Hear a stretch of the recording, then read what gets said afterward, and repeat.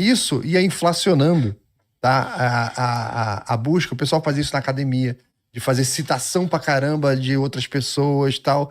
Aí eles descobriram isso e falaram, é uma citação falsa.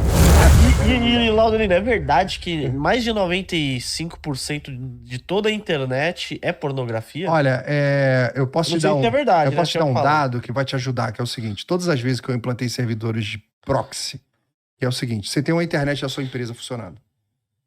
Você coloca esse servidor que ele fica entre a internet e os seus usuários. Sim. Ele serve como uma espécie de cache.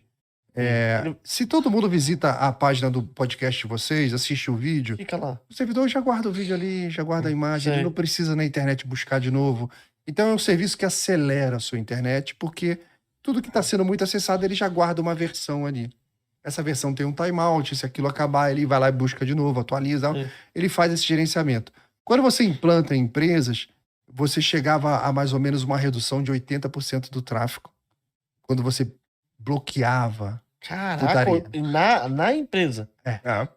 Caraca, É a empresa. Ele quer dizer que na casa dele é mais, entendeu? Não, é que assim, se a pessoa se a pessoa vir na casa dela, beleza, mas na empresa, né? Tipo, né? O cara tá lá sério. Pô, na casa dele, o cara faz ele ver o que ele tá quiser. na repartição lá, o trabalho duro, a Tá fila só grande ali, a fila enorme, o cara... Eu lembro na época da crise de 2008 que tinha uns caras nos Estados Unidos Subprime, que era né? justamente pra ficar olhando se dava alguma bolha. O trabalho deles era esse. E eles ganhavam na casa de mais de $100 mil anuais para isso. Perdemos essa oportunidade. E um cara lá, aí deu a crise e foram falar com os caras. Ué, por que vocês não fizeram nada? Aí um dos caras, na época, lembrando que é 2008, tá? O cara tinha 1 tera só de pornografia no HD dele. 1 tera naquela época, a gente nem tinha acesso a 1 tera. Coisa. E o cara tinha 1 tera de pornografia. Essa época, aqueles discos HD que a gente tinha era o Quantum de 127 mega. Nossa, não cabia nada. Não, aquilo era tudo. Toda a sua vida tava naquele 127, e já tinha jogo. Jogava Duke Nukem, jogava Doom, jogava tudo lá naquele 127 mega. Eu lembro que pra baixar Doom via Quick Link, lembra do Quick Link? Lembro. Pra baixar o Doom, aquele primeiro que era tipo, sei lá, 5 megas, 2 horas pra baixar. 2 horas pra baixar. O pessoal de hoje não sabe. Na minha época de escola, quando eu tinha dúvida de programação, né, que a gente tava programando, não tinha internet, não tinha BBS, eu tô falando de 87.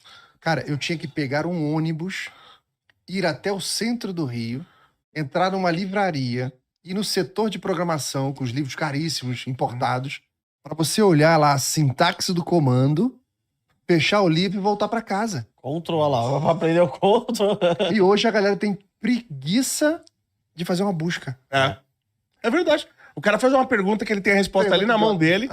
E pelo que eu ouço de outras pessoas que moram no Rio, o Rio meio que foi um pouco atrasado em relação a São Paulo na internet, ou não? Porque eu lembro que eu já tinha acesso em 94, eu já tinha acesso aqui à internet. Foi. E aí eu lembro do Igor, do Flow, falando que em 2007 ele tava tentando ter internet. Foi porque... Foi mais atrasado lá? Por exemplo, o meu pai era músico, violinista, fundador da Oz Músico do Brasil. Caramba. Maestro. E surge a internet. Eu queria dar pra ele o mundo. Porque você falava assim, pai, ele morava em Cabo Frio, eu morava no Rio. 168 quilômetros. É bonito, hein? Eu ficava gravando CDs, algumas coisas pra ele botar no computadorzinho dele pra ele ver. Cara, eu passei mais de uma década lutando pra conseguir botar a internet lá na casa dele em Cabo Frio. Quando a internet chegou na cidade, ele morreu. Pô, que ano, desculpa, que ele faleceu? Ele faleceu em 2006. 2006, meus pêsames. Pô, 2006 eu acho que eu já tinha, ou 2006, 2007 eu acho que eu já tinha a banda larga. Não, já, no Rio já tinha também. Já tinha, eu digo, lá em Cabo Frio falhava, era muito ruim, você chamava pra instalar, aí não tem viabilidade, aí ia embora, e eu ficava naquela luta, e não consegui, cara, não consegui. Ele ia enlouquecer com a internet. Caramba. Ele ia enlouquecer. Com certeza. Caramba. Eu lembro do primeiro site de busca que eu lembro, devo ter usado algum antes, era o Excite, o pessoal nem sabe.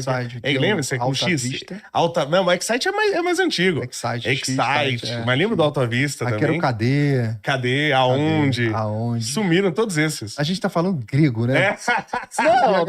Alguns eu conheço. Alguns eu conheço.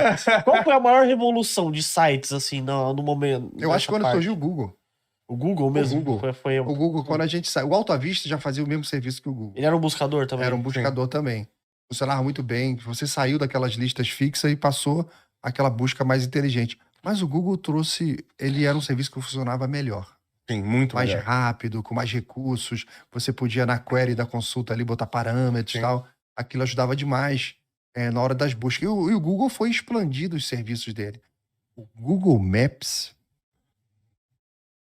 Tem um filme na Netflix que mostra que o Google Maps foi roubado. Foi roubado na Alemanha.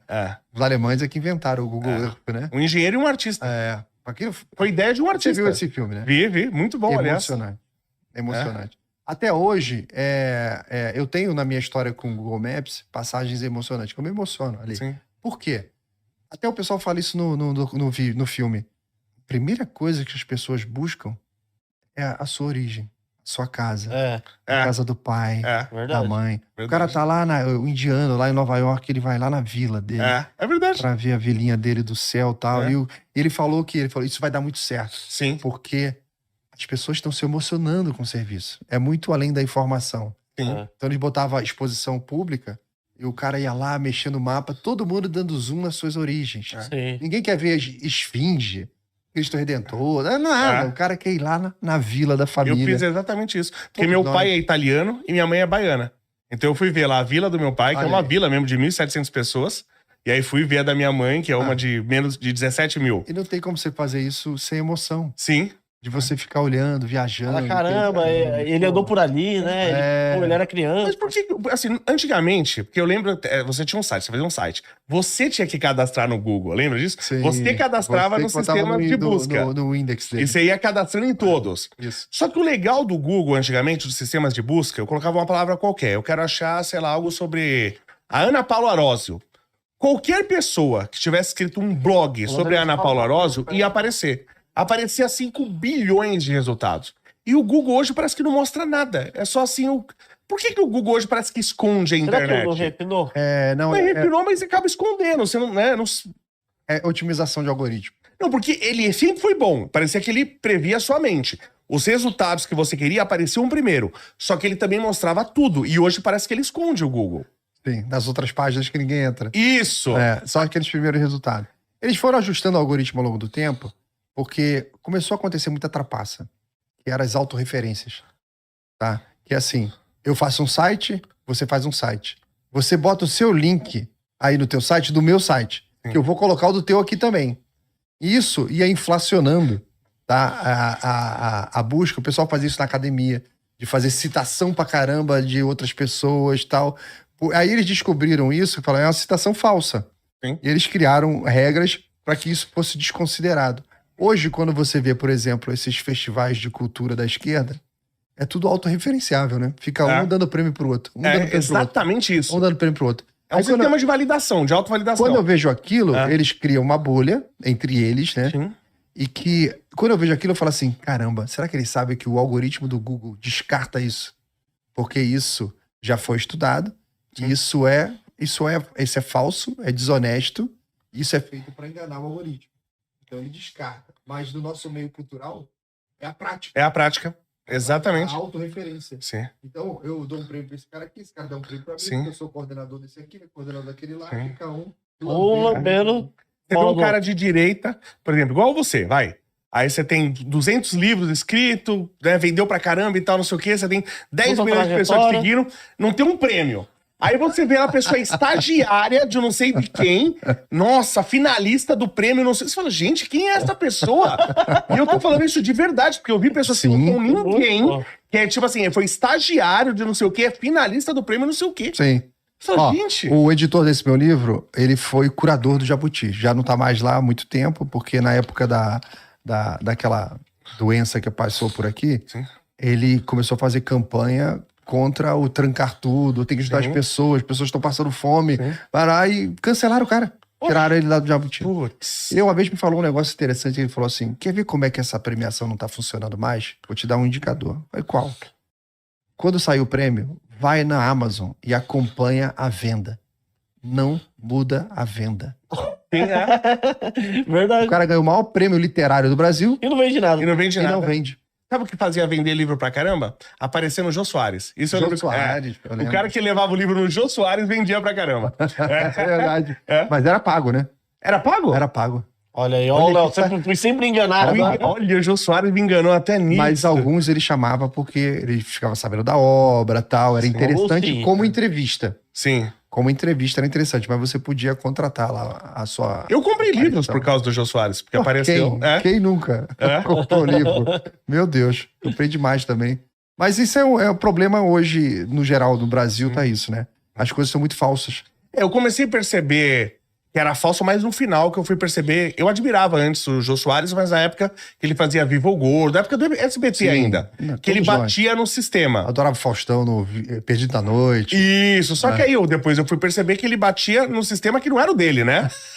Quando era no sistema dele... No sistema dos outros. No sistema dos outros ele batia, mas no dele já não. E aí, por exemplo, ele não chamar, por exemplo, o Danilo Gentili pra ir o cara da estatura. Aliás, o Danilo Gentili agora bateu o recorde, que ele tem o programa, botou o SBT em primeiro lugar no YouTube. No YouTube. Sério? E aí um cara dessa estatura levava gente que não era ninguém e não levou o Danilo Gentili. Então você já via que tinha uma preferência. Não, e ele começou a ficar chato na Globo, porque... Pra caramba. Quando era no SBT, o programa dele era muito melhor. Era muito melhor. Muito melhor. Sem dúvida. Na Globo ele começou a autorreferência, que vou entrevistar o artista da Globo, o jornalista da Globo. O cara, novela que vai estrear. Puta, vinha... Cada dia era um artista daquela novela, um ator e tal. E ficava ali contando a vida do cara, que não me interessava. Sim. Nada da vida do cara. Aí você vai matando o programa. Sim. A entrevista da Dilma, que ele fez com a Dilma, foi uma das entrevistas mais patéticas da história desse país. E foi uma publicidade, né? Não teve entrevista. Eu lembro até hoje, foi tão patético que eu vi essa entrevista só ao vivo, quando teve. E eu lembro até hoje da primeira pergunta que ele fez. Que ele falou assim, pô, conta aquela história... que você fez um desenho quando você tava na prisão, e aí o policial achou tão bonito o guarda que te pediu, e você falou que trocava pela Bíblia. E aí, tipo assim, numa pergunta só, ele já mostra que ela é artista, que ela é cristã, que ela não sei o quê, sendo que ela não é cristã, ela não é artista, você entendeu? Aí eu falei, gente, será que ele tá drogado, o Jô Soares? É igual aquele, o senhor não deve nada a ninguém. Exatamente. Isso aí foi o